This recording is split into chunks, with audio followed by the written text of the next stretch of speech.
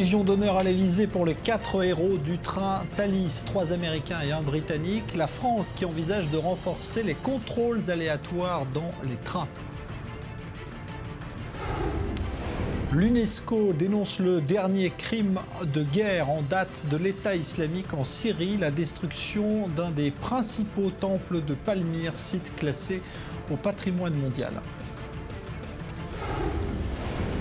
Dégringolade en série des marchés financiers de l'Asie à l'Europe et ce soir même à New York. Inquiétude des investisseurs liés à l'économie chinoise qui tourne au ralenti.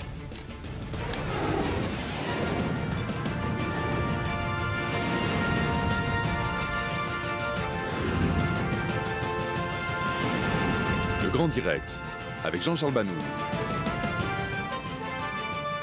Bonsoir, les hommages se poursuivent pour saluer le courage des 4 passagers du train Thalys qui ont permis d'empêcher un carnage vendredi dernier. Aujourd'hui, c'est à l'Elysée que les 3 Américains et le citoyen britannique ont eu droit à une remise de distinction, Légion d'honneur des mains de François Hollande. Julia Guénancia. Ils étaient en vacances en Europe, 3 jeunes Américains amis d'enfance originaires de Californie et de l'Oregon, et un touriste britannique.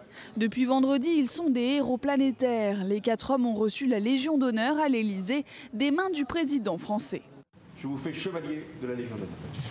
Spencer Stone, Alex Karlatos, Anthony Sedler et Chris Norman n'ont pas hésité à se jeter sur le terroriste présumé lorsque ce dernier, muni d'une Kalachnikov, s'apprêtait visiblement à déclencher un carnage. Un exemple de courage pour François Hollande. Le monde entier admire votre courage, votre sang-froid, votre esprit de responsabilité. Cette solidarité qui vous a permis à main nue, je dis bien à main nue, de maîtriser un individu surarmé et prêt à tout. Parmi les 3 Américains, Spencer Stone, 23 ans, 1,90 m et adepte des arts martiaux. Le soldat de première classe dans l'armée de l'air est celui qui a pris le plus de risques en se ruant le premier sur le tireur. Il reçoit un coup de cutter, est blessé au pouce, au cou et à l'œil et est hospitalisé une journée. Pour Everett Stone, son frère, Spencer est la définition même du guerrier. En fait, il ne devrait même pas être en vie et il a sauvé tout le monde ce jour-là. 554 personnes à bord du train, je crois. Il a même sauvé l'homme qui a été blessé par balle au cou. Il a réussi à arrêter l'hémorragie pour éviter qu'il perde tout son sang dans le train en attendant les secours. Avant même de recevoir la Légion d'honneur, ces voyageurs du Thalys ont été félicités pour leur bravoure de part et d'autre de l'Atlantique, notamment par le président américain Barack Obama. À Sacramento, le père d'Anthony Sedler a du mal à réaliser. Le sentiment qui domine pour nous, c'est d'abord le soulagement, mais aussi l'incrédulité. Ce qui s'est passé est incroyable, mais nous sommes soulagés que notre fils n'ait pas perdu la vie et que son ami n'a pas été sérieusement blessé. 4 autres personnes recevront elles aussi la plus haute distinction française, mais ultérieurement, 2 agents de la SNCF et 2 autres passagers. Le français ayant dès le début tenté de neutraliser le jeune islamiste. Il est diplômé de l'EDEC à 28 ans, travaille pour une banque française à Amsterdam et souhaite garder l'anonymat. L'autre passager est le franco-américain Marc Mougalian, 51 ans, blessé par balle pendant l'attaque et toujours hospitalisé à Lille.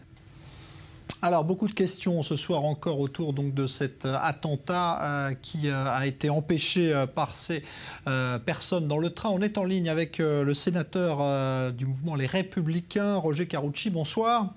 Bonsoir. Tout d'abord, qu'avez-vous pensé des propos tenus par François Hollande aujourd'hui? Il a évoqué l'incarnation du bien face au mal, qui est le terrorisme. Ça fait évidemment penser à George Bush en son temps. Est-ce que vous pensez que la France aujourd'hui, c'est un peu comme après le 11 septembre, et elle est dans une guerre contre le terrorisme? Écoutez, sincèrement, oui. Alors, le problème, c'est que nous avons dit à plusieurs reprises au gouvernement, au président de la République, depuis les attentats du mois de janvier, le gouvernement dit des choses. Il dit, c'est la guerre. C'est vraiment la guerre. Mais nous répondons, oui, et si c'est la guerre, il faut s'en donner les moyens. Et il faut s'en donner le cadre juridique. Parce que, on va dire les choses comme ça, on a du mal, le terrorisme a beaucoup de mal à être apprécié, appréhendé en France. Les gens sont un peu encore sur la notion, c'est pas possible, ça peut pas m'arriver à moi. Et finalement, cette attaque manquée dans le Thalys. Elle a, non pas un mérite, on n'a pas de mérite dans ce genre de choses, mais elle montre à tout le monde que ça peut arriver à n'importe qui. Parce que prendre un train, que ce soit le Thalys ou un train sur le territoire français, il y a plusieurs millions de Français qui tous les jours prennent le train et qui peuvent se dire, donc, par définition, un type qui monte armé, qui tire dans le tas ou qui veut tirer dans le tas, ça peut arriver partout et à tout le monde. Et là, il y a peut-être une prise de conscience plus forte. Maintenant, soyons clairs, moi j'ai voté, comme beaucoup de mon camp politique, j'ai voté tous les textes pour renforcer les services de renseignement, pour donner des moyens supplémentaires à l'armée et à la police.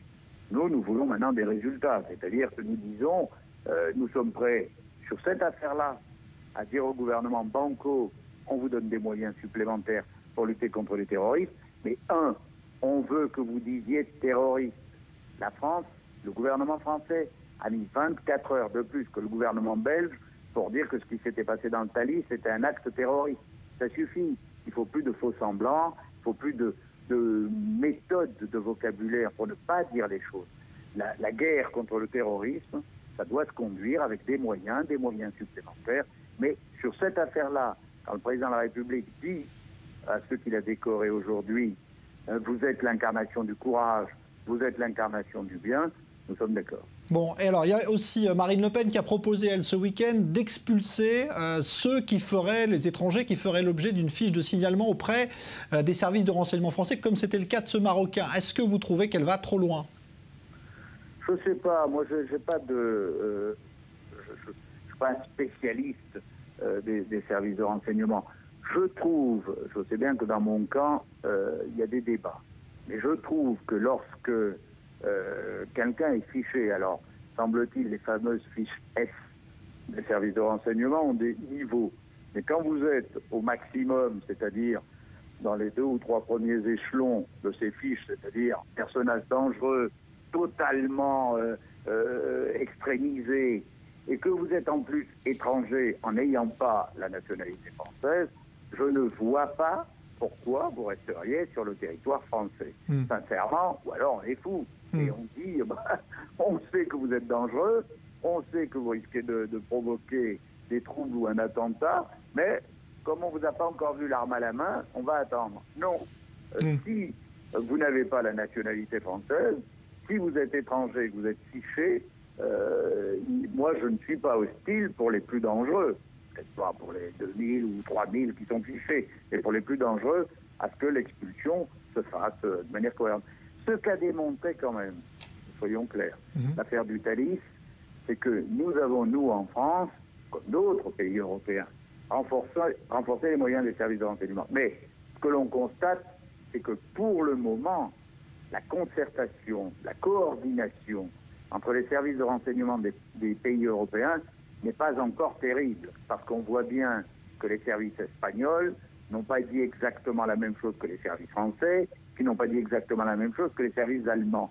Quand même, au niveau de l'Union européenne, par rapport au terrorisme, on devrait avoir une coordination des services de renseignement beaucoup plus efficace pour justement que ce genre d'individus ne disparaissent pas, parce que en réalité, on a, entre guillemets, un trou dans son agenda de 4 à 6 mois, et on ne sait pas très bien où il était. Bon, si on était plus coordonné, on le saurait. On n'en saura pas plus parce qu'apparemment, il ne parle plus aux enquêteurs depuis 24 heures. Alors, je voudrais que vous réagissiez, Roger Carucci, à ce qu'a dit aujourd'hui le secrétaire d'État au transport et qui suscite là aussi des réactions. C'était à propos justement des contrôles qui doivent s'intensifier dans les trains. On écoute Alain Vidali, vous réagissez juste après. Vous savez, chaque fois qu'on parle de foule aléatoire, il y a quelqu'un qui dit oui, mais ça risque d'être discriminatoire. Eh bien, écoutez, moi, je préfère qu'on discrimine effectivement pour être efficace, plutôt que de rester spectateur. Alors, contrôle, forcément discrimination? Je comprends ce que veut dire M. Vidali, mais je pense que sa langue a fourché. Ce qu'il veut dire, c'est que, par définition, il faut mettre en place des contrôles. Et que si vous mettez en place des contrôles, les gens vont dire « Ah ben pourquoi sur tel train? Pourquoi sur tel machin ?» Bon, mais enfin, nous sommes pour une série de mesures. Si on peut mettre, comme c'est le cas pour, par exemple, les trains grandes lignes espagnols, des portiques de sécurité pour vérifier les bagages, il faut le faire. Si l'on veut, par exemple, que les policiers en service ou hors service et la gratuité des transports puissent utiliser et avoir un élargissement de l'utilisation de leurs armes de service dans les transports publics, faisons-le. Tout ce qui peut contribuer à améliorer la sécurité des transports doit être fait. Maintenant, sincèrement, si chaque fois qu'un homme politique dit quand vous faites des contrôles, on n'a pas contrôlé celui qui n'avait pas de bagages, qui était en costume cravate, très bien, on a compris ce que ça veut dire, on ne veut pas de discrimination, ni raciale, ni quelle que soit. Mais ça, à la limite, je comprends. Moi, je préfère un contrôle global, généralisé, et que tout le monde sache qu'on ne peut pas se promener avec des armes comme ça, ni dans les transports publics, ni dans les rues de Paris, ou de France, de manière générale. Si on arrive à avoir une société plus sécurisée, tout ça ira beaucoup mieux pour tout le monde. Merci Roger Carucci, sénateur des Républicains, pour cette réaction en direct. Donc, si vous parliez justement à l'instant de cette sécurisation des trains, plusieurs mesures donc envisagées par le gouvernement français. Léa Berdugo. Le carnage a cette fois-ci été évité. Mais afin de se protéger contre d'autres attaques de ce genre, les différents gouvernements semblent déterminés à agir. Parmi les mesures envisagées en France, la fouille aléatoire. Ça veut dire qu'il y a des personnels spécialisés qui peuvent venir dire « Monsieur, vous ouvrez votre sac et s'il y a un doute, vous ne pouvez pas monter dans le train. » Sur le terrain, les inquiétudes semblent se dissiper. À Paris, destination du Thalys où l'attaque s'est produite, les passagers se montrent philosophes. Non, je n'ai pas peur de voyager. Ce que je veux dire, c'est que ça arrive et que des choses de ce genre arrivent un peu partout. On ne peut pas laisser des terroristes nous faire peur. Il faut qu'on avance et qu'on passe à autre chose. Concernant le renforcement des mesures sécuritaires, les réactions sont mitigées. Ils vérifiaient 2 fois les billets de train. Et ensuite, il y avait des agents de sécurité à bord du train, à bord du Thalys. Ils marchaient en permanence. Ça allait, on se sentait en sécurité. Personnellement, j'ai pas trop envie qu'on fouille dans mes valises. Je serais pas contre des portiques s'il doit mettre des portiques, mais bon, ça va rallonger énormément les temps d'attente. Donc est-ce que c'est pour un pays comme la France nécessaire? Je sais pas. Fouille aléatoire, mise en place d'un numéro national pour signaler un problème dans les gares et les trains. Le gouvernement français annonce une batterie de mesures. Objectif, lutter contre la menace terroriste qui ne cesse de croître en Europe. Alors, efficacité ou pas de ces contrôles renforcés, on est avec Alain Bauer, qui est professeur de criminologie au CNAM, le Centre national des arts et métiers à Paris. Bonsoir. Quand on met plus de policiers, plus de personnes dans des lieux publics, ça fait forcément diminuer la menace terroriste? C'est pas fait pour ça. La présence physique des services de police et de gendarmerie ou des militaires, c'est fait pour rassurer la population. C'est un outil de communication visant à montrer que l'État réagit. Mais ce qui est efficace, en France comme ailleurs, et particulièrement en Israël, c'est ce qui ne se voit pas. C'est-à-dire le renseignement, l'analyse, des dispositifs visant à regarder le comportement typique ou atypique des passagers. On met en place des outils statiques, lourds et permanents qui en fait n'ont une efficacité extrêmement relative, et des outils volants, modifiés, imprévisibles, et avec beaucoup de renseignements préparatoires, notamment sur l'histoire et la personnalité des passagers, par exemple, qui sont d'une toute autre efficacité et qui mobilisent moins de moyens physiques lourds et statiques et beaucoup plus de moyens mobiles et dont l'efficacité a été démontrée depuis des années dans les pays les plus atteints par un terrorisme récurrent. Alors je voudrais qu'on écoute Alain Bauer, restez avec nous, l'avocate qui a été commise d'office auprès du suspect du Thalys, qui parle de son parcours, parce qu'on a affaire là à un profil qui semble assez particulier ou atypique, vous nous le direz juste après, on écoute son avocate. Il n'est pas très parlant sur son parcours proprement dit. Hein. À moi, il m'explique qu'il n'a bien évidemment absolument aucun lien avec quelque organisation que ce soit dans le cadre terroriste. Hein. Il se décrit plutôt comme quelqu'un de solitaire. C'est un SDF qui vit seul, qui s'arrange justement pour éviter un petit peu justement la population SDF qui est à côté de lui, hein, puisqu'il indique vivre dans un parc qui jouxte la gare du Midi à Bruxelles. Il se décrit donc vraiment comme un solitaire, sans lien familial. Il a rompu tous ses liens familiaux. On ne sait pas encore pourquoi. C'est quelqu'un qui apparaît qui m'est apparu moi très affaibli, très calme, très calme par rapport au fait qu'il lui était reproché. Il s'est juste animé, je dirais, au moment où je lui ai rappelé qu'il était là dans le cadre d'une potentielle action terroriste. Là, il a commencé à s'animer en disant que c'était archi faux et qu'il n'avait rien à voir avec ça et que ce n'était qu'un voleur. Voilà comment il se décrit. Je ne suis qu'un voleur, j'ai juste voulu faire un braquage.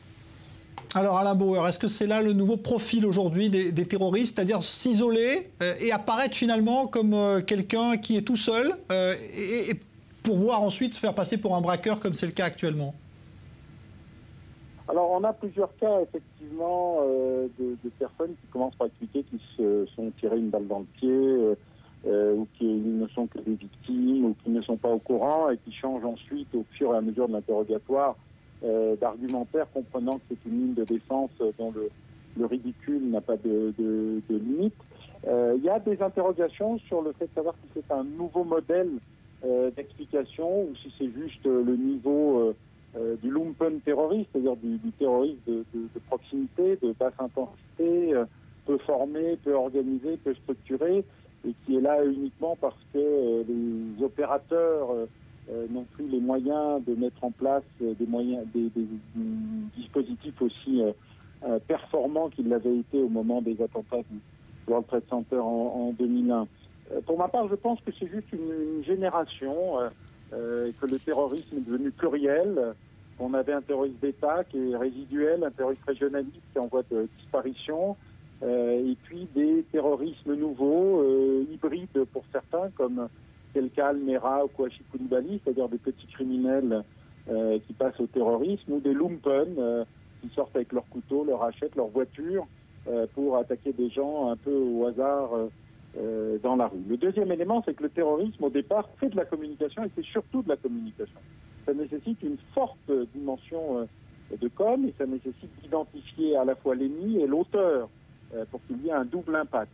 Alors dans ce cas précis, visiblement, non seulement il n'y a plus de revendication a posteriori, mais il n'y a même plus de fierté de l'action en tant que telle. Et je pense que c'est juste la génération qui veut ça, l'ubérisation du terrorisme.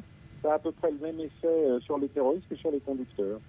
Merci pour cette analyse, Alain Bauer. Je rappelle donc que vous êtes professeur de criminologie au CNAM à Paris. L'UNESCO parle ce soir de crime de guerre pour qualifier le dernier méfait en date de l'EI en Syrie, le dynamitage d'un des temples principaux du site archéologique de Palmyre.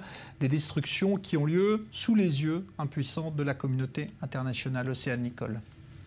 L'EI continue ses exactions en Syrie. Ce lundi, des djihadistes du groupe État islamique ont fait exploser un des plus célèbres temples de la cité antique de Palmyre. Et cette nouvelle destruction est celle du temple Bal-Shamin, un des sanctuaires les plus importants du site. Le directeur général des antiquités et des musées de Syrie a annoncé que les djihadistes avaient placé un grand nombre d'explosifs dans le bâtiment avant de le faire exploser. L'édifice est en grande partie détruit. C'est un nouvel acte de destruction insensée d'un héritage culturel dont nous sommes témoins depuis plusieurs mois maintenant. Cela ne se passe pas seulement en Syrie, mais aussi en Irak, et c'est un sentiment de dégoût qui domine et un choc complet pour tous. En mai dernier, les terroristes de l'EI avaient pris la ville de Palmyre aux forces du régime syrien. Ils avaient alors commis plus de 200 exécutions dans le théâtre antique du site. Le mois dernier, la statue du lion d'Athéna, un symbole phare pour la ville antique, avait également été détruite.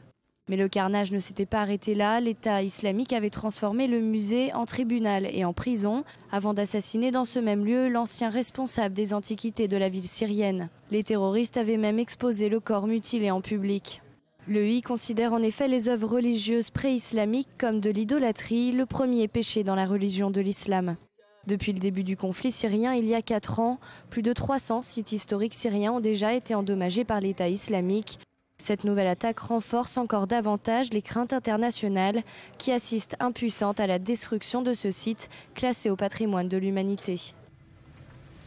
Au Liban, le rassemblement qui était prévu ce soir à Beyrouth, lors des rassemblements qui mobilisent ceux qui sont opposés au gouvernement actuel après le scandale du ramassage des ordures, eh bien ce rassemblement a été annulé en raison des violences qui ont eu lieu hier. Un manifestant est mort et des dizaines d'autres personnes ont été blessées. Réunion d'urgence du gouvernement libanais ce soir dans ce climat. Maxime Pérez.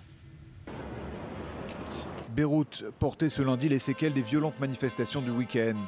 Dans le centre-ville, ces agents municipaux s'efforcent de faire oublier les traces du champ de bataille. Ces barricades sont démantelées jusqu'à la prochaine manifestation. Une accalmie mise à profit par le ministre de l'Intérieur libanais Noad Machnouk en tournée d'inspection pour constater les dégâts et tenter d'affirmer au passage l'autorité d'un gouvernement de plus en plus contesté et impuissant. En aucune circonstance, nous ne laisserons les manifestants pénétrer de force dans des immeubles gouvernementaux. S'ils veulent protester, qu'ils se coordonnent avec les forces de sécurité et qu'ils définissent la zone où ils veulent manifester. Nous les protégerons et les laisserons scander ce qu'ils veulent, à condition qu'ils ne s'en prennent pas à nos forces de sécurité ou à nos institutions. Riyad El Sol avait dimanche soir des allures de Place Tahrir, un avant-goût de contestation qui dépasse largement la crise des déchets. Le mouvement cristallise les frustrations d'une jeunesse dégoûtée par une classe politique qu'elle juge responsable des blocages institutionnels et incapable de répondre aux besoins les plus élémentaires de la population, dont les déchets ne sont que le dernier symbole. Une grogne sur fond de tensions sécuritaires dues à la guerre syrienne et des difficultés économiques. D'ailleurs, l'armée n'a pas tardé à se déployer dimanche soir dans plusieurs artères de Beyrouth. La rue libanaise est divisée. Je soutiens le mouvement, il fallait que ça arrive. On n'a pas d'eau et d'électricité et maintenant personne ne ramasse nos ordures. Ce qui se passe aurait dû se dérouler depuis longtemps.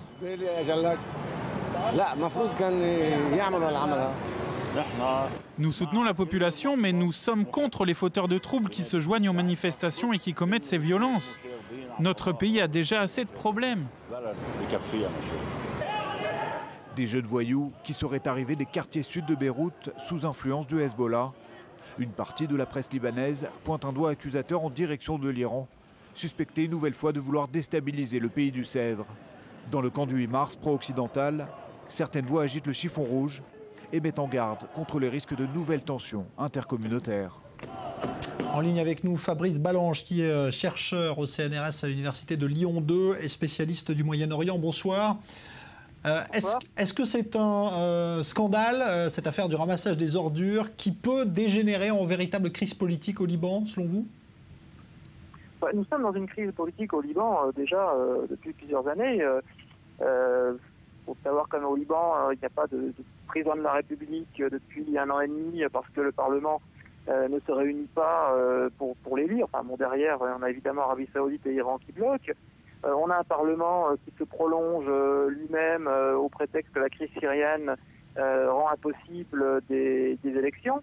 Et en fait, on a une classe politique qui est complètement décrédibilisée auprès de la population parce que il y a ce problème des ordures, mais vous avez des coupures d'électricité, vous n'avez pas d'eau, comme le disent les manifestants. Une corruption qui est énorme, il n'y a absolument aucune prévision au Liban, aucune planification parce que chaque parti politique, chaque notable veut prendre sa commission, et si il n'a pas de commission, eh bien il bloque le projet, il n'a absolument rien à faire de l'intérêt général. Et donc là, on a une exaspération qui s'exprime. Évidemment, derrière, on a le CPL, hein, le parti du général Aoun, qui lui voudrait des élections pour évidemment être président, et qui mobilise ses militants dans les rues de Beyrouth. Avec l'affrontement sunnite-chiite dont vous parlez, qui finalement est un problème insoluble au Liban, ça dure depuis presque la nuit des temps. Depuis la nuit des temps, non. La montée du chiisme politique au Liban, c'est les années 70, c'est le Moussa Sadr, le mouvement Amal, et puis ensuite le Hezbollah dans les années 80.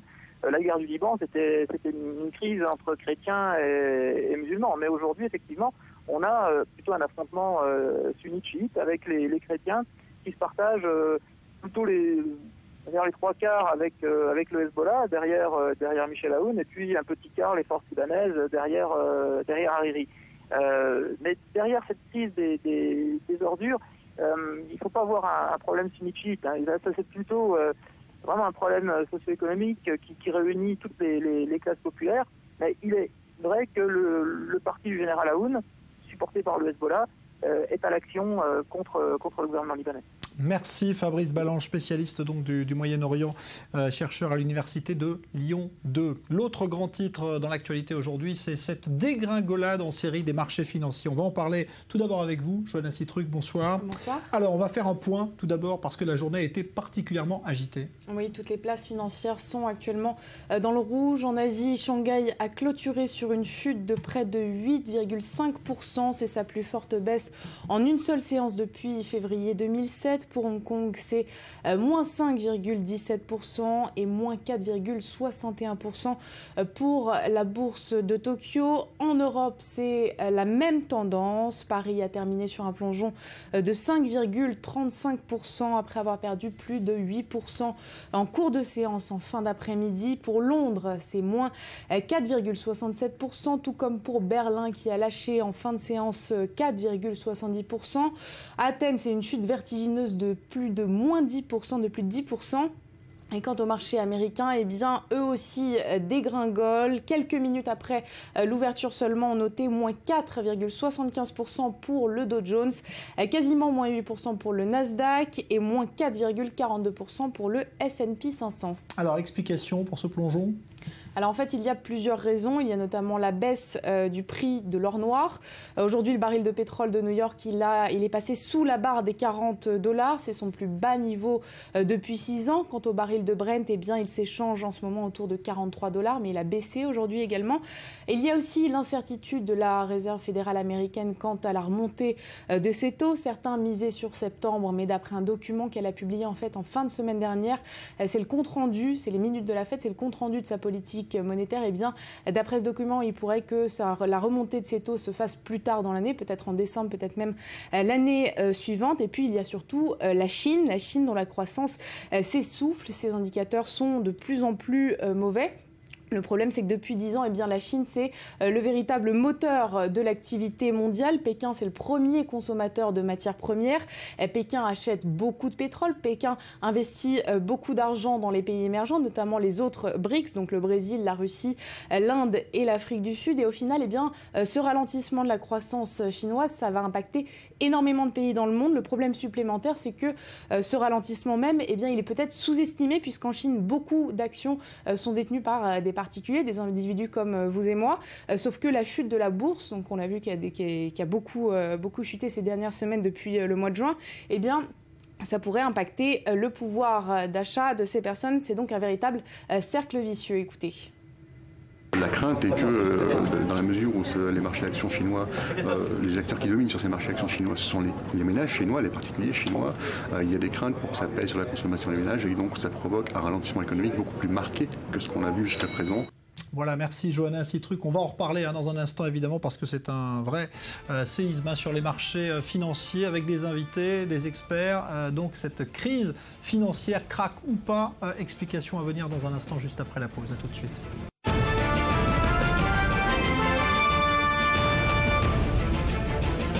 Légion d'honneur à l'Elysée pour les 4 héros du train Thalys, 3 Américains, 1 Britannique. La France envisage désormais de renforcer les contrôles aléatoires dans les trains. L'UNESCO dénonce le dernier crime de guerre en date de l'État islamique en Syrie, la destruction d'un des principaux temples de Palmyre, site classé au patrimoine mondial. Et puis la dégringolade en série des marchés financiers de l'Asie à l'Europe et même ce soir aux États-Unis. L'inquiétude des investisseurs liée au ralentissement de l'économie chinoise. On en parle tout de suite.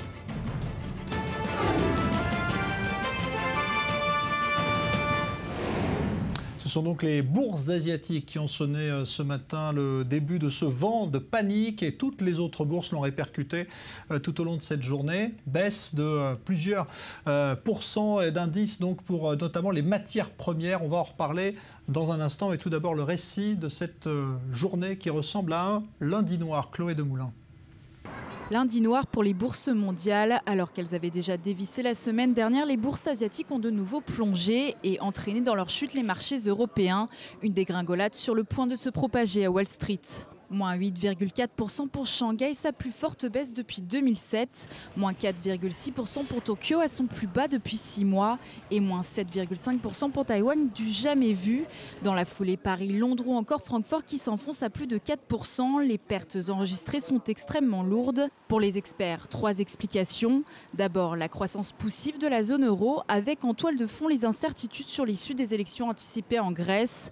Deuxièmement, la remontée des taux de la Réserve fédérale américaine qui pourrait intervenir très bientôt. Mais surtout, troisième facteur, le ralentissement de la croissance asiatique et plus particulièrement la révision à la baisse de la croissance de la Chine. Le gouvernement chinois essaye de faire beaucoup de choses pour adoucir cette chute. Mais quand on regarde les données, la tendance est toujours à la baisse. Ça veut dire qu'au lieu d'une chute brutale, on essaye de l'étaler dans le temps. Donc je ne vois pas un plongeon d'un coup. Par contre, ce sera long d'en sortir. Selon les experts, ces secousses sur les marchés boursiers pourraient toutefois entraîner à moyen terme la baisse des prix des matières premières, en particulier celui de l'énergie. Plutôt une bonne nouvelle pour les consommateurs. Alors, on va en parler avec 2 experts. Tout d'abord, ici en studio. Bonsoir, Edouard Kuckerman. Bonsoir. Vous présidez le fonds d'investissement Catalyst qui travaille beaucoup avec la Chine, dont il est question aujourd'hui. Et puis, on est en ligne avec l'économiste Marc Touati, président du cabinet A7FI. Bonsoir. Bonsoir à tous. Vous aviez prédit, Marc Touati, ce qui devait être un krach financier à la rentrée. C'était il y a quelques mois. C'est ce qui est en train de se passer là ? Tout à fait. Bon, il y a quelques jours d'avance, on va dire, mais c'est vrai que c'était inévitable, pour une raison simple. C'est même plus de l'économie ou de la finance, c'est que les arbres ne montent pas au ciel. Et donc c'est vrai que depuis quelques mois, on avait une trop forte augmentation des marchés boursiers mondiaux par rapport à la réalité économique mondiale qui, je dirais, montrait un ralentissement, bien sûr de la Chine, mais également de l'Europe, surtout puisqu'on a une toute petite reprise en Europe, une petite croissance aux États-Unis autour des 2%. Ce qui fait vraiment peur aujourd'hui, c'est évidemment le ralentissement chinois, pour une raison simple.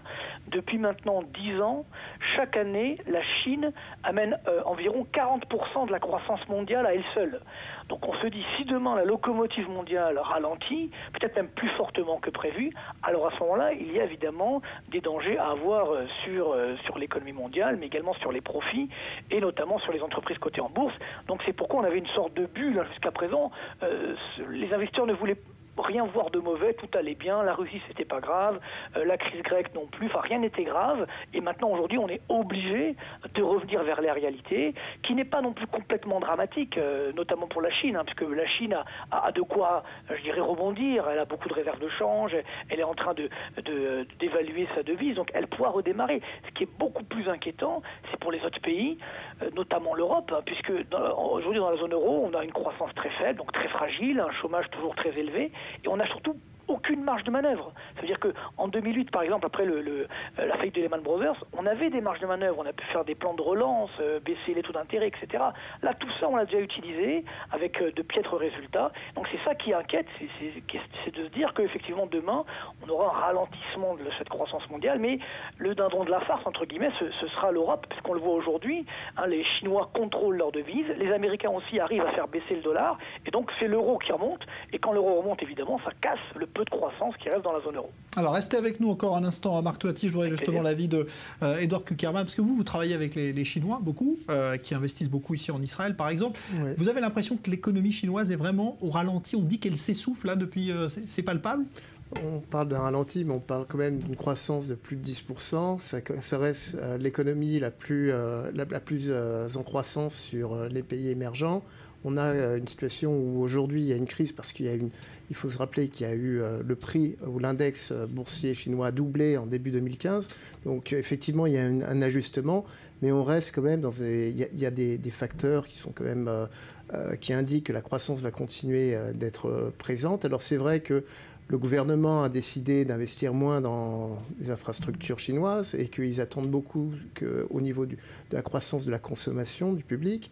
Je crois qu'il y a quand même un élément qui est majeur dans cette crise, c'est que le public chinois est un public qui aime jouer en bourse, qui est très spéculateur, et donc on a vu les prix doubler en début d'année, et là il y a un ajustement qui affecte évidemment le marché chinois, mais tous les marchés internationaux. Donc il faut mettre quand même cette crise en perspective. Marc Toiti, on voit que ce sont les matières premières qui sont très touchées aujourd'hui, notamment le pétrole. Ça peut avoir évidemment que des conséquences à terme que de voir le prix du pétrole baisser comme cela, ou ça peut être finalement un mécanisme régulateur aussi du marché? Alors, il y a deux conséquences, évidemment. La première, elle est négative, puisque effectivement, on se dit, comme il y a un ralentissement mondial, effectivement, je suis d'accord, on aura à peu près 6% de croissance à peu près cette année en Chine, mais enfin, le problème, c'est que ça reste quand même relativement limité, et puis surtout, il y aura une onde de choc mondiale, parce qu'il n'y a pas que la Chine dans le monde, il y a également aujourd'hui le Brésil, la Russie, l'Argentine, tous ces pays-là qui allaient très très bien sont en récession. Donc c'est ça qui inquiète également, et donc il n'y a pas de relais de croissance. Les Américains sont là, mais ils ont 2% de croissance. Effectivement, on a l'Europe, la France qui est autour des 1% dans le meilleur des cas. Donc ça ne suffira pas pour compenser la Chine. Donc on se dit, s'il y a moins de croissance mondiale, mécaniquement il y a moins de demande de pétrole, ce qui explique la baisse des prix du baril. Donc la bonne nouvelle, c'est que quand le prix du baril baisse, ça donne un effet de pouvoir d'achat positif, puisqu'on dépense moins pour le pétrole et les matières premières, donc on a plus de quoi consommer pour le reste. Donc généralement, ça a un impact qui est assez positif. Le problème, c'est que aujourd'hui, maintenant, le baril il a déjà beaucoup baissé, donc l'impact il est de moins en moins fort. Mais par contre, c'est vrai que pour tous les producteurs de matières premières, notamment justement certains pays émergents, par exemple le Brésil, j'en parlais tout à l'heure, ou la Russie, eh bien ça va générer effectivement un ralentissement de la croissance, voire ça va aggraver la récession. Et donc s'il y a moins de croissance mondiale, eh bien, là aussi il y a moins d'activité dans nos différents pays. Donc ce qu'on gagne d'un côté, on peut le perdre de l'autre. Et donc c'est vrai qu'on a un mouvement, je dirais, d'inquiétude. Alors bon, il ne faut pas non complètement dramatiser pour le moment, parce qu'on a effectivement des taux d'intérêt qui restent bas. On le voit aux États-Unis, la Réserve fédérale, elle va soutenir effectivement les marchés boursiers pour éviter le pire. Mais le problème, c'est que globalement, on a besoin de cette correction pour faire table rase du passé et partir sur des bases plus saines. Moi, ce qui m'inquiète encore une fois, ce n'est pas la Chine, puisque la Chine, elle a de quoi résister, elle a une croissance forte. Et donc, c'est pas non plus Israël où il y a effectivement une croissance forte. Le problème, c'est plus aujourd'hui l'Europe qui n'arrive pas déjà à sortir de la crise grecque, qui est toujours là, et qui est sur une croissance très fragile et qui n'a aucun relais, aucune arme pour relancer la croissance. Donc c'est vraiment la zone euro qui est en danger. Heureusement qu'il y a l'Allemagne qui a justement un excédent public pour relever un petit peu la tête, mais tous les autres pays, notamment la France, c'est ça qui est très inquiétant. Si vous voulez, depuis 10 ans, on a une croissance mondiale d'environ 3,5%, enfin depuis 2010, donc c'est plutôt bien. Par contre, en France, malgré ces 3,5% de croissance, on a seulement 0,5%. Oui, donc on se dit, si demain la croissance mondiale ralentit, alors à ce moment-là, qu'est-ce qui va rester en France? Donc c'est ça qui inquiète, et c'est vraiment, encore une fois, la zone euro qui est en danger. C'est le cas depuis 2008, depuis la dernière crise. Et je terminerai pour rappeler que les crises sont normales. C'est-à-dire qu'on sait très bien que tous les 7 ans, on a une crise financière plus ou moins. Donc là, la dernière, c'était 2008, 2015. Donc c'est normal qu'on ait une nouvelle crise. Ce qui est inquiétant, c'est qu'habituellement, pendant ces 7 années, on a le temps de reprendre ses esprits, de retrouver une croissance forte. Et là, ça n'a pas été le cas pour l'Europe, pour la France. Et donc c'est pourquoi la zone euro, la France sont en danger. Merci Marc Toiti. Je rappelle donc le titre de votre dernier ouvrage, on va le voir s'afficher à l'écran, Guérir la France, thérapie de choc. Merci d'avoir été en direct. Édouard Kuckerman, qu'est-ce que ça vous inspire, vous, cette situation? Vous êtes inquiet ou pas? Parce que finalement, les investisseurs aussi pourraient être prudents, les Chinois notamment, ça pourrait... C'est vrai que l'économie israélienne dépend de plus en plus de l'économie chinoise. On a vu ces 4 dernières années, plus de 8 milliards de dollars investis par les Chinois en Israël, ce qui représente un montant supérieur qu'à ce que les Américains ont investi ces dernières années. Donc l'investissement est majeur, on le voit dans de nombreux secteurs, principalement dans la high-tech, mais on voit également dans le secteur financier. Les Chinois ont racheté la deuxième société d'assurance, ils sont candidats, il y a 3 candidats chinois pour acheter la première société d'assurance israélienne. Et donc, on le voit également dans Tnuva et d'autres entreprises Martechim qui sont de plus en plus présents. Je pense qu'au contraire, quelque part, la situation de crise en Chine et le fait que le niveau de valorisation en Chine a atteint un niveau tellement élevé qu'aujourd'hui, beaucoup de Chinois pensent qu'il faut se diversifier et qu'il faut investir au niveau international. On voit également un phénomène assez nouveau où des entreprises technologiques chinoises se disent on a besoin de l'innovation pour être plus compétitif, pas seulement par rapport au marché chinois, mais par rapport au marché global. donne un exemple. On investit dans une entreprise à peu près à 15 fois les profits. On voit des sociétés comparables en Chine qui sont valorisées entre 50 et 100 fois les profits, des sociétés qui sont bien moins innovantes que cette société israélienne. Donc je pense qu'il y avait vraiment un marché qui était trop spéculatif. Le niveau également des volumes et la volatilité du marché est tellement élevée qu'aujourd'hui, les investisseurs chinois ont besoin de se diversifier, ont besoin d'investir dans des devises étrangères. Donc je pense que ce phénomène d'investissement à l'étranger et en particulier en Israël va grandir ces prochaines années. Merci Edouard Kuckerman. On va se tourner vers New York justement où se trouve notre correspondant David Benaïm à Wall Street. Bonsoir David Benaïm. Alors, situation d'abord au moment où l'on se parle. Est-ce que c'est la dégringolade aussi à Wall Street là ? Non, pour l'instant, Wall Street se remet doucement de la frayeur à l'ouverture des marchés. Les 3 grands indices ont tous plongé de manière spectaculaire dans les premières heures d'échange. Le Dow Jones a perdu jusqu'à 1000 points, retrouvant son niveau d'il y a 1 an et demi. Le Nasdaq a subi une correction, le ramenant à son plus bas depuis la crise de 2008. Et le S&P 500 est descendu à son niveau d'il y a 15 mois. Les investisseurs ont cédé à un vent de panique face à la chute de la bourse de Pékin et des marchés européens. Entre vendredi et les premières 90 minutes des échanges financiers de ce matin, le Dow Jones s'est comporté comme un grand 8 avec une amplitude des transactions à près de 2000 points entre le plus haut et le plus bas niveau des échanges. La bonne nouvelle, c'est que la bourse de New York s'est relevée rapidement du mini-choc de ce matin, limitant les pertes et retrouvant un niveau proche d'avant sa chute vertigineuse à l'ouverture. Alors justement, est-ce qu'il y a des valeurs précisément qui ont été attaquées, David Benaïm, et est-ce que ça va avoir des conséquences sur l'économie américaine ? Les valeurs qui ont le plus souffert sont les entreprises de l'économie en ligne, Netflix, Yahoo, Amazon et Facebook qui a subi la plus grosse perte également. Tesla Motors, ce constructeur de voitures électriques de luxe. Apple semble être une valeur refuge, gagnant quelques points et permettant au S&P 500 de limiter la casse. L'une des conséquences principales de cette mini-crise viendra sans doute sur l'absence de la hausse du taux d'intérêt par la Réserve fédérale américaine, qui était attendue pour début septembre, mais qui sera sans doute repoussée pour plus tard. Autre impact et pas des moindres, il sera politique. Les fluctuations de ce matin devraient bénéficier à 2 candidats à l'opposé l'un de l'autre. D'un côté, Donald Trump, qui n'a cessé de prévenir le public que ce genre de chute de marché allait arriver à cause de la crise de l'économie chinoise. Cela va renforcer sa position de leader côté républicain. Il s'est d'ailleurs empressé de tweeter ce matin sur le sujet, concluant qu'il fallait voter pour lui.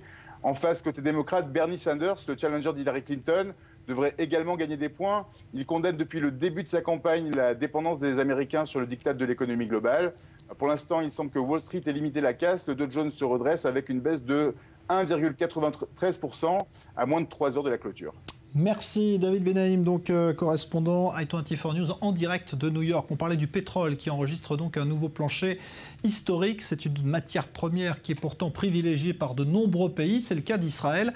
Israël qui achète 77% de son pétrole auprès du Kurdistan irakien. C'est une curiosité. Mathias Idbar. Israël serait-il impliqué dans la guerre des Kurdes Peshmerga contre l'État islamique ? Indirectement, rapporte le quotidien britannique The Financial Times, qui, chiffre à l'appui, évoque la somme astronomique d'1 milliard de dollars d'importation de pétrole de la région kurde semi-autonome de l'Irak au cours des derniers mois. Cela correspondrait à 19 millions de barils de pétrole achetés par Israël entre les mois de mai et août. Le ratio est alors simple. Sachant que la consommation moyenne est de 240 000 barils par jour en Israël, le pays aurait acheté aux Kurdes environ 5 millions de barils par mois, soit 70% de sa demande globale. Les réactions de chaque côté n'ont pas tardé. Le gouvernement régional du Kurdistan a nié la vente de pétrole directement ou indirectement à Israël. La région du Kurdistan autonome possédant sa propre CPN, Compagnie nationale pétrolière, depuis décembre 2014, elle est autorisée par le pouvoir à Bagdad à exporter légalement et donc placer ses barils sur le marché international de l'or noir, à hauteur d'environ 550 000 barils par jour. Le pouvoir kurde autonome estime de plus ne pas savoir la destination de ces barils à partir du moment où ces derniers sont livrés à des intermédiaires. À Jérusalem, le gouvernement se passe de tout commentaire. Une source proche du dossier nous a toutefois confirmé qu'Israël était en contact permanent avec les Kurdes, mais que le pays avait d'autres contrats commerciaux avec l'Azerbaïdjan, la Russie et certains pays d'Amérique latine. Selon la presse grecque, un pétrolier kurde irakien, le United Kavlarta, avait accosté en février 2015 dans le port d'Ashkelon avec 1 million de barils de pétrole brut à bord. Le dossier des migrants continue d'accaparer les gouvernements européens. Sommet franco-allemand sur le sujet, on va y revenir dans un instant. Mais d'abord, un nouveau pays touché par l'afflux de ces migrants. La Serbie qui voit déferler des vagues de migrants sur son sol sans être évidemment prête à les accueillir, mais qui fait tout pour leur faciliter le départ vers d'autres pays européens. Léa Volbert. Ils sont plus de 7000. 7000 migrants retenus plusieurs jours à la frontière macédonienne. Depuis dimanche, ils affluent en Serbie. Les centres d'accueil serbes ont très rapidement été débordés. Ici, dans ce parc de Belgrade, ils sont plusieurs centaines à attendre dans des conditions critiques. Dernière étape avant d'atteindre la Hongrie, membre de l'espace Schengen. Nous allons en Hongrie, mais nous ne savons pas quelle est la situation à la frontière. Mais nous gardons espoir, nous n'avons nulle part où aller, ce n'est pas une vie. Aucun endroit sécurisé pour nous, pour nos enfants. Mon pays est en guerre, sans hôpital, sans travail, sans argent, sans sécurité. La Serbie a tout intérêt à faciliter le flux migratoire afin de rester une zone de transit entre la Macédoine et l'Europe. Ces dernières semaines, Belgrade a d'ailleurs déployé tous les moyens nécessaires pour venir en aide aux migrants. Les habitants distribuent spontanément de la nourriture et des produits d'hygiène. Des dizaines de bus ont également été mis à disposition pour traverser le pays du sud au nord.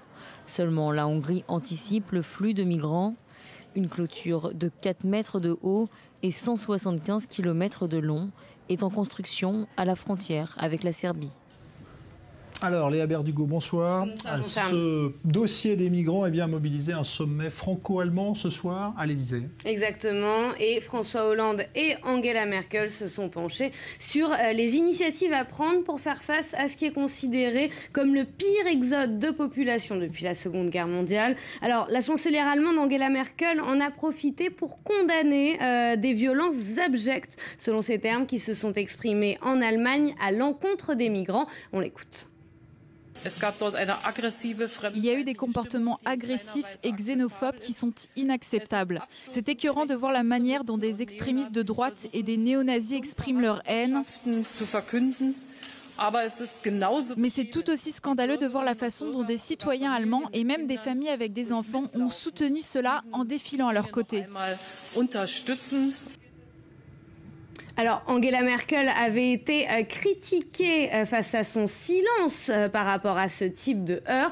Pour rappel, vendredi dernier notamment, plusieurs centaines de personnes ont suivi l'appel du parti néo-nazi et ont tenté de s'opposer à l'ouverture d'un foyer d'accueil pour les réfugiés. En Allemagne, le record de 800 000 demandeurs d'asile est attendu pour cette année. Alors, dans ces conditions, les deux dirigeants font de nouvelles propositions. Exactement. Ils ont appelé à une réponse unifiée de l'Europe face à la crise des migrants. Le président français a souligné qu'il s'agissait d'une situation exceptionnelle qui allait durer. On l'écoute. Nous devons aussi mettre en œuvre un système unifié d'asile. Parce que c'est la condition dans un espace de libre circulation comme Schengen pour qu'il ne puisse pas y avoir de pays qui accueillent plus que d'autres en fonction de leur population. Car la situation est grave. Selon l'Agence européenne pour la gestion de la coopération opérationnelle aux frontières extérieures, plus connue sous le nom d'agence Frontex, 340 000 personnes ont traversé les frontières de l'Union au cours de ces 7 premiers mois de l'année. Parmi les mesures envisagées par François Hollande, par exemple, l'accélération de la mise en place de centres d'accueil en Grèce ou en Italie, par exemple. Merci Léa Berdugo. En Israël, l'auteur de l'attaque au couteau lors de la Gay Pride de Jérusalem a été formellement inculpé aujourd'hui pour le meurtre d'une adolescente de 16 ans, mais aussi pour plusieurs tentatives de meurtre. Cet ultra-orthodoxe juif a été jugé apte à comparaître et il n'a exprimé aucun remords au tribunal. Joseph Emmanuel. Inculpé pour meurtre. Ishaï Schlissel, juif ultra-orthodoxe de 39 ans, avait poignardé plusieurs participants à la Gay Pride de Jérusalem le 30 juillet dernier.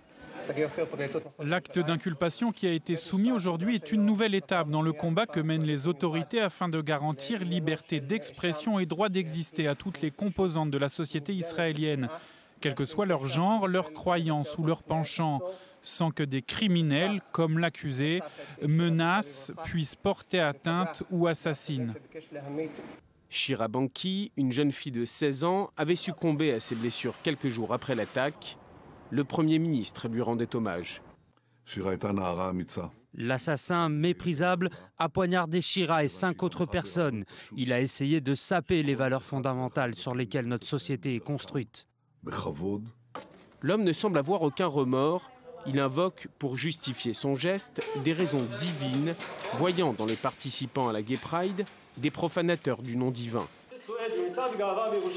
Avec tout mon regret, il faut savoir que tous ceux qui participent à la marche des fiertés à Jérusalem entament une guerre avec l'Éternel. Et ceux qui livrent une guerre à l'Éternel ne peuvent pas venir se plaindre. Même si beaucoup le présentent comme un illuminé, les experts psychiatriques ont déclaré l'assaillant responsable de ces actes et donc apte à être jugé. Le geste de Schlissel a causé un émoi d'autant plus grand qu'il avait été libéré quelques semaines auparavant, après avoir purgé 10 ans de prison pour une agression similaire en 2005. L'agression a provoqué en Israël une onde de choc qui venait s'ajouter à celui de l'attaque imputée à des extrémistes juifs contre une maison à Douma, en Cisjordanie. Schlissel a été inculpé pour meurtre avec préméditation, 6 tentatives de meurtre, dont certaines contre des policiers, et blessures aggravées.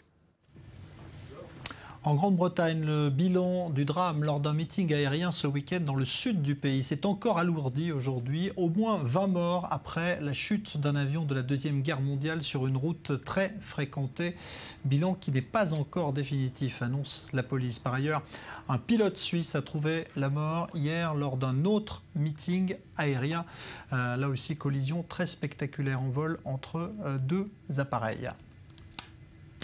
À Gaza, la rentrée scolaire a été perturbée aujourd'hui pour les 200 000 enfants palestiniens en raison de la grève des enseignants. Ils protestent contre la baisse des crédits affectés aux écoles par l'ONU, car le budget a été revu à la baisse. Océane Nicole. La rentrée scolaire a commencé ce lundi dans les territoires palestiniens, mais plus de 200 000 enfants en ont été privés dans la bande de Gaza. En cause, une grève des employés de l'UNRWA, l'agence de l'ONU en charge des réfugiés dans les territoires. Ils étaient des centaines à avoir manifesté en ce début de semaine, dénonçant la décision de l'agence, celle de mettre au chômage technique une partie de son personnel pendant 1 an. L'administration de l'UNRWA doit revenir sur ces décisions injustes et ces suppressions injustes aux droits des réfugiés à tous les niveaux, que ce soit les services de santé ou l'éducation. Des suppressions de postes se font à présent à tous les niveaux au sein de l'UNRWA et c'est dramatique. Depuis des années, l'agence de l'ONU connaît des problèmes financiers et se bat contre le manque de ressources. Un trou de 100 millions de dollars manquait en effet dans les caisses de l'agence. Cet été, elle avait même menacé de repousser la rentrée scolaire, faute de fonds de la part des donateurs internationaux. Cette décision avait été finalement gelée en raison de nouveaux dons, notamment par l'Arabie Saoudite, le Koweït, mais aussi plusieurs pays européens. L'appel de l'UNRWA avait donc été pris en compte. La contribution avait atteint plus de 78 millions de dollars. La rentrée scolaire n'a donc pas été repoussée, mais le budget reste faible. L'agence n'a d'ailleurs pas lâché l'idée de mettre en place un chômage technique. À Gaza, les employés de l'agence de l'ONU réclamaient ce lundi l'annulation pure et simple de cette décision. Créée en 1949, les écoles de l'UNRWA accueillent plus d'1 demi-million d'écoliers palestiniens, dont environ la moitié se trouvent dans la bande de Gaza. En Thaïlande, une semaine après l'attentat de Bangkok qui a fait 20 morts, la population s'est rassemblée aujourd'hui alors que l'enquête continue de piétiner. Aucun suspect n'a encore pu être interpellé et aucune revendication n'a été enregistrée. Julia Guénancien. La douleur est encore vive. Ils sont plusieurs dizaines à s'être réunis spontanément au sanctuaire d'Erawan. C'est ici, il y a une semaine, qu'une bombe explosait, faisant 20 morts et plus de 120 blessés. Les Thaïlandais sont encore sous le choc. Je suis encore triste, c'est étrange, j'ai du mal à l'expliquer. Les victimes de l'attaque avaient bon cœur, elles étaient venues ici pour prier. Mais c'est tout l'inverse qui leur est arrivé. Aujourd'hui, je suis venue pour raviver mon esprit parce que depuis l'incident, je n'étais plus moi-même. Je suis très choquée par la situation. Choqué par la situation, d'autant que l'attentat n'a toujours pas été revendiqué et que l'enquête semble au point mort. La police thaïlandaise avance que si le principal suspect n'a toujours pas été retrouvé, c'est parce qu'elle ne dispose pas de tous les équipements modernes. Ce suspect, toujours en fuite et dont l'identité reste un mystère, avait pourtant été repéré dès le lendemain sur les images de vidéosurveillance. Ces enregistrements le montrent en train de déposer un sac à dos devant le sanctuaire bouddhiste quelques minutes avant l'explosion. Nous coopérons avec les services de renseignement d'autres pays sur les informations et les traces possibles d'un individu qui ressemble au suspect, ainsi que d'autres personnes qui seraient liées. Ces informations précieuses seront utilisées pour vérification et une enquête approfondie. Dimanche, plus de 50 personnes étaient toujours à l'hôpital. Les motifs de cette attaque restent inconnus et aucune piste sérieuse n'a été retenue jusqu'ici. Malgré des années de troubles politiques et de nombreux épisodes de manifestations violentes, jamais une telle attaque n'avait frappé la Thaïlande. Ce lundi, la découverte d'une grenade enterrée dans une zone résidentielle de Bangkok a été rendue publique, mais aucun lien n'a été établi avec l'attentat. En Turquie, on sait à présent, le gouvernement et le président Erdogan ont décidé de convoquer de nouvelles élections pour le 1er novembre prochain. Aucune coalition n'a réussi à se mettre en place après les dernières élections. Et l'armée turque se prépare, semble-t-il, de plus en plus activement à une opération en Syrie qui viserait l'État islamique, et ce, évidemment, en concertation très proche avec l'allié américain. Écoutez. Nous avons convenu avec les États-Unis d'avoir une opération conjointe contre Daesh et nous avons signé un accord dont les discussions ont été conclues ces jours-ci. Donc les relations entre l'Iran et de nombreux pays occidentaux se sont améliorées, ce que nous soutenons pleinement. Mais la situation en Syrie ou dans la région, y compris le Yémen et l'Irak, est totalement différente de celle de l'accord nucléaire. Ce que nous attendons de l'Iran, c'est d'aborder les conflits en Syrie, en Irak et au Yémen de manière plus constructive. Dans un instant, nouveau point complet sur l'actualité. Et puis on se retrouvera, nous, dans une dizaine de minutes. On évoquera l'un des épisodes les plus sombres de la cohabitation en Terre Sainte entre Juifs et Arabes. Le pogrom de 1929 qui avait été fomenté par des habitants arabes de la ville de Hébron contre les habitants juifs. On en parle dans un instant avec un historien, notre analyste. À tout à l'heure.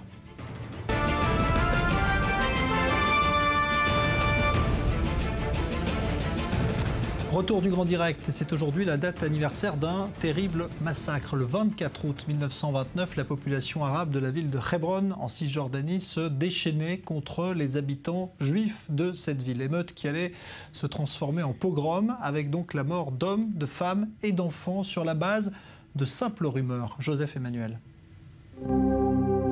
Il y a 86 ans avait lieu le massacre de Hébron. Nous sommes le 23 août 1929, en Palestine mandataire. Depuis quelques jours, des rumeurs circulent au sein de la population arabe de la ville et des environs. Les Juifs essaieraient de conquérir les lieux saints. De leur côté, les rabbins Slonim et Franco, respectivement chefs des communautés séfarades et ashkénazes d'Hébron, ont été prévenus par certains de leurs amis arabes. Une attaque contre les Juifs se prépare. Elle pourrait même avoir lieu le lendemain, mais les chefs de communauté n'y croient pas. Ils ont en outre une vraie confiance dans les autorités britanniques. Le jour même, vers 16 h, une foule arabe venant des villages alentours se rassemble autour de la synagogue d'Hébron. Elle commence à lancer des pierres. Shmuel Alevi Rosenholtz, un étudiant de 24 ans, est blessé et tente de fuir. La foule le rattrape, le poignarde à mort. Shmuel devient le premier mort de ce qui est sur le point de devenir un massacre. Le 24 août, la foule est toujours en effervescence. Elle entre dans chaque maison du vieux quartier juif. 67 personnes sont tuées. Cette femme palestinienne est interviewée par la télévision du Hamas. Elle se souvient de ce jour. J'ai vécu le massacre des Juifs de Hébron. Nous, le peuple de Hébron, nous avons massacré les Juifs. Mon père les a massacrés et a ramené à la maison certaines de leurs affaires. Les Britanniques pourront sauver quelques familles juives ou récupérer des mains des pillards des rouleaux de la Torah. John Chancellor est alors résident général britannique, en congé au moment du massacre. Il se rend à Hébron 5 jours plus tard. Il dit alors avoir vu l'une des pires horreurs de ces derniers 100 ans et émet le souhait de quitter ce pays le plus tôt possible. Les autorités britanniques mettent en place un tribunal spécial pour juger les principaux instigateurs du massacre. 800 villageois arabes sont déférés devant des juges anglais. 2 sont condamnés à mort. Ils seront décrits dans la presse arabe comme des héros, puis plus tard considérés par de nombreux Palestiniens comme des martyrs de Hébron. La plupart des survivants ont été cachés par des familles arabes. Les historiens avancent le chiffre de 435 juifs sauvés par 28 familles arabes, dont certaines familles chrétiennes. Aucun des 100 arabes chrétiens que compte alors Hébron n'aura participé au massacre. Ce que beaucoup considèrent aujourd'hui comme un véritable pogrom marque un tournant dans l'évolution des relations entre juifs et arabes dans la région. Ce massacre joue depuis un rôle déterminant, tant pour l'histoire du sionisme que pour celle du nationalisme palestinien. Alors on va s'arrêter sur cet épisode et les conséquences qu'il continue d'avoir aujourd'hui encore dans les relations entre Israéliens et Palestiniens. On en parle avec vous, Daniel Haïk, bonsoir, analyste sur i24 News. Et puis le professeur Youssef Sharvit, bonsoir. Bonsoir. Vous êtes professeur d'histoire à l'université de Bar-Ilan en Israël. Je voudrais d'abord qu'on explique, parce qu'on vient de voir évidemment ce qui s'est passé à Hebron, mais ça s'est passé au même moment aussi dans d'autres villes de ce qui est aujourd'hui Israël. Près de 20 villes, 20 agglomérations ont été touchées. Il y a eu le pogrom s'est propagé dans tout le pays. C'était orchestré et concerté par Haj Amin al-Husseini, le fameux moufti de Jérusalem, qui plus tard sera un collaborateur avec d'Hitler, et il dira à Hitler que l'islam et le nazisme se ressemblent dans plusieurs aspects. Alors, si on parle justement de ce qui a déclenché ces pogroms, c'est un sujet qui est encore aujourd'hui d'actualité, Daniel Haïk, ce sont des rumeurs sur le fait que les Juifs devaient s'attaquer à la mosquée d'Al-Aqsa, donc qui est à Jérusalem aujourd'hui. Et Daniel Haïk, c'est aujourd'hui encore un sujet d'actualité. La preuve, le gouvernement israélien envisage des mesures sur cette mosquée. Effectivement, c'est l'actualité. On en a parlé beaucoup au cours des derniers mois. Il y a eu à plusieurs reprises des émeutes qui ont été déclenchées sur le mont du Temple. Et effectivement, aujourd'hui, le ministre de la Sécurité intérieure, Gilad Ardan, a demandé au ministre de la Défense d'envisager la mise hors la loi de deux organisations, les Morabitoun et les Morabitat, qui sont deux organisations, qui sont des filiales, on va dire, du mouvement islamiste israélien, qui sont extrêmement présents sur le mont du Temple et dont la mission est très simple: empoisonner la vie des visiteurs juifs lorsqu'ils se rendent sur le mont du Temple. On en a parlé il y a 3 semaines au moment du jeûne de Tisha B'Av, du 9 Av. On a vu qu'il y avait une volonté de la part de ces militants, de ces activistes, d'empêcher toute visite de juifs, de fidèles juifs sur le mont du Temple. Et donc le ministre de la Sécurité intérieure voudrait que ces deux organisations, qui sont financées par le mouvement islamiste israélien et à travers cela par aussi le Qatar plus loin, et on va dire, qui sont chapeautés par un homme qui est un antisémite notoire, un anti-juif notoire, on va dire, puisqu'il s'agit du Cheikh Raed Salah, qui était l'ancien leader du mouvement islamiste israélien. Eh bien, donc on veut essayer de les neutraliser, d'empêcher, de nuire et d'inciter à la violence lorsque les fidèles juifs montent sur le mont du Temple. Et ce qui est intéressant, c'est le narratif des réactions qu'ont suscité cette proposition faite aujourd'hui par Gilad Ardan. Du côté du mouvement islamiste israélien, on affirme qu'il s'agit d'une violation du statu quo sur le mont du Temple et que les Juifs on encourage, le gouvernement israélien encourage les Juifs à prier et empêche les musulmans de prier, et l'autorité palestinienne a réagi en disant justement qu'il s'agissait là d'une décision raciste visant à empêcher les musulmans de défendre la mosquée d'Al-Aqsa et à appeler justement les musulmans à défendre la mosquée d'Al-Aqsa. C'est un peu le même narratif que l'on trouve 85 ou 86 ans en arrière, cette volonté de défendre la mosquée d'Al-Aqsa. On le retrouve aujourd'hui encore dans l'actualité brûlante de ces derniers jours. Justement, professeur Sharvit, est-ce qu'à l'époque, il y avait une cohabitation qui se passait plutôt bien à Hebron entre ces Juifs et ces Arabes? Parce qu'il y avait une forte différence en termes de nombre. Les Arabes étaient plus nombreux, évidemment, encore 20 ans avant la création d'Israël. Je parlerai plutôt pas d'une cohabitation, mais plutôt d'une dimitude. C'est-à-dire qu'en terre d'islam, les Juifs étaient des dhimmi, ils étaient des protégés, mais c'était pas c'était une protection qui coûtait cher. On devait payer des impôts et si on ne payait pas ces impôts-là, on payait encore beaucoup plus cher. Et c'était exactement ce qui s'est passé en 29, car à Hebron, il y avait une entente qui était entre les Juifs et les Arabes. À chaque fois qu'il y avait une tension à Jérusalem, les Juifs de Hebron savaient qu'ils allaient être protégés par par les musulmans. Mais cette fois-ci, en 1929, ça a mal tourné. Cette conception a mal tourné. Et c'était d'ailleurs la faillite de cette conception. En particulier à cause de la politique des Britanniques aussi. Certainement, il y a trois composantes. Il y a le nouveau Yishuv, ce qu'on appelle, l'ancien Yishuv, et en Eretz Israël, en terre d'Israël, en Palestine. Il y a bien sûr le mandat britannique et il y a la composante musulmane. Il faut savoir, il ne s'agit pas ici d'un nationalisme arabe, il s'agirait plutôt d'un panarabisme arabe. Car Haj Amin al-Husseini conçoit, quand il va participer aux émeutes de 1920 à Jérusalem et 1921 à Jaffa et dans la région, il parlera d'une conception de la Grande Syrie. Il ne parle pas d'un nationalisme arabe en terre d'Israël. Il ne parle pas d'un nationalisme palestinien. Et c'est une chose à mentionner. Et il va ajouter cet élément, l'élément du mont du Temple. Et il va dire que les Juifs ont l'intention de s'accaparer du mont du Temple, chose qui était abominable en ce qui le concerne. Et bon, c'était une petite vérité qui est mentionnée dans tous les sidouris, dans tous les livres de prière, dans lesquels il est dit que nous avons l'intention de monter, de construire, de reconstruire un troisième temple.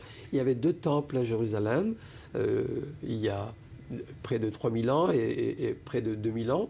Et les 2 ont été détruits. Et l'aspiration des Juifs, c'est de reconstruire un 3e temple sur le mont du Temple. Et va dire à haute voix Haj Amin al-Husseini que les Juifs ont l'intention de... Et il faut reparler de la situation historique qui était en 1928 pour la fête. Oui, parce que pourquoi à ce moment-là précisément? Pourquoi cette date est choisie? Pourquoi? Parce qu'à ce moment-là, il y a beaucoup plus de Juifs qui arrivent. Parce qu'il y a une grande aliyah, il y a une grande émigration vers Eretz Israël. C'est d'ailleurs l'élément clé du conflit israélo-arabe. Depuis la fin de la Première Guerre mondiale, la déclaration Balfour, à partir de ce moment-là, des grandes aliotes, des grandes émigrations juives s'opèrent en Eretz Israël, en terre d'Israël, en Palestine. Et c'est cet élément-là qui va créer une effervescence et une opposition au mandat britannique qui favorise, qui facilite ces aliotes en question. Et petit à petit, on va comprendre que le terrorisme arabe va commencer à s'opposer à ces aliotes. Et justement, le mandat britannique va répondre présent. Il va dire, OK, il y a des tensions par rapport à ces aliotes. On va commencer à limiter ces aliotes en Israël. Et ça va bien sûr créer une effervescence du côté israélien, juif. Et en 1929, il va ajouter cet élément religieux pour créer une effervescence encore beaucoup plus importante dans le monde arabe. Parce que, je répète, la motivation est panarabiste. Et elle n'est pas seulement nationale. Et c'était très facile de déclencher un brouhaha autour du mont du Temple. C'est la 3e place la plus sacrée dans le monde de l'islam, après la Mecque et le Médina. Et bien sûr vient Jérusalem. Mais bien sûr, c'est toute l'histoire du mont du Temple, c'est une histoire à récapituler, et à réexpliquer et à réapprofondir. Il s'agit là vraiment de la violation du lieu le plus sacré pour le peuple d'Israël. Parce que j'entends souvent des guides dire, vous savez, nous sommes devant le Kotel Amaravi, le mur occidental. Le mur occidental, le mur des lamentations, qui est la place la plus sacrée, le site le plus sacré pour le peuple d'Israël. Mais c'est faux. C'est le mont du Temple qui est celui qui est... D'où les tensions qu'il y a aujourd'hui. Alors, qu'on revienne... Ça rappelle Et rappelons, lors des dernières fêtes de Tishri, il y a un an, Mahmoud Abbas lui-même avait eu ce même narratif en appelant l'ensemble du monde arabe, pas seulement les Palestiniens, à défendre la mosquée d'Al-Aqsa, mais l'ensemble du monde arabe. Et c'est un narratif qui porte toujours et qui mobilise toujours l'ensemble du monde arabe. Le panarabisme est toujours présent lorsqu'il s'agit de défendre la mosquée d'Al-Aqsa. D'ailleurs, les termes de Morabitoun et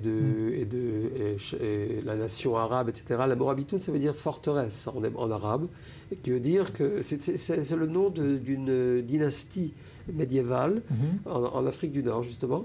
Et la Morabitoun était en Afrique du Nord et en Andalouse, en Espagne. Et aujourd'hui, ces femmes-là vont dire nous sommes la forteresse sur le mont du Temple. D'ailleurs, il y a eu une enquête le lendemain des événements de 29.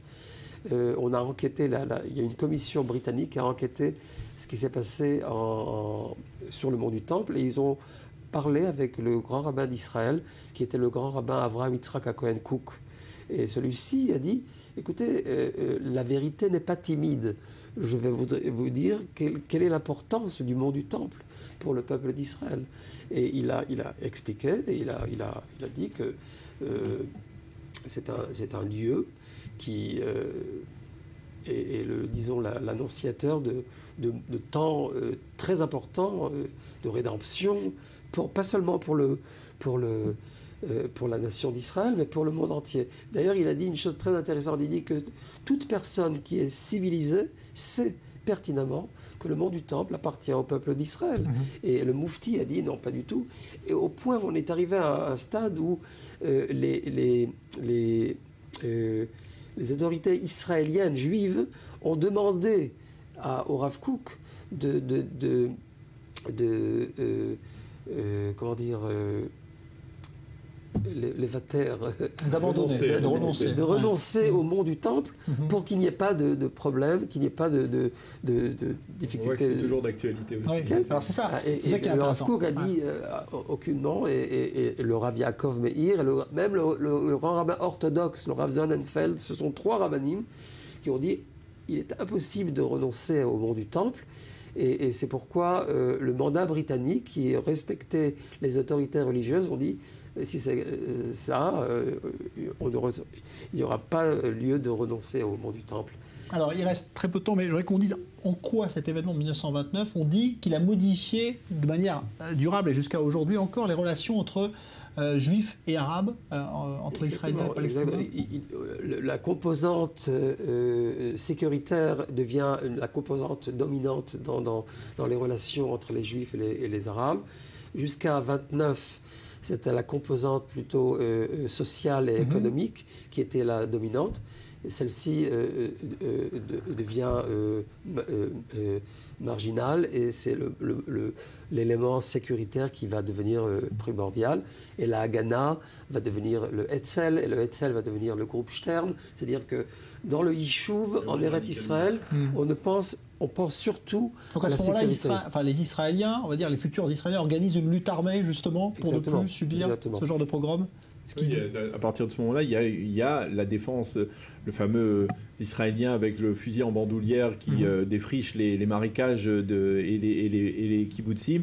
C'est à partir de ce moment-là, et c'est effectivement le facteur sécuritaire qui devient le facteur dominant à ce moment-là. Merci Daniel Haïk, merci à vous professeur Youssef Sharvit. Donc ce 24 août 1929, je rappelle que vous êtes professeur d'histoire à l'université de Bar-Ilan. Dans un instant, Daniel Atlan, nouveau point complet sur l'actualité. Bonne soirée.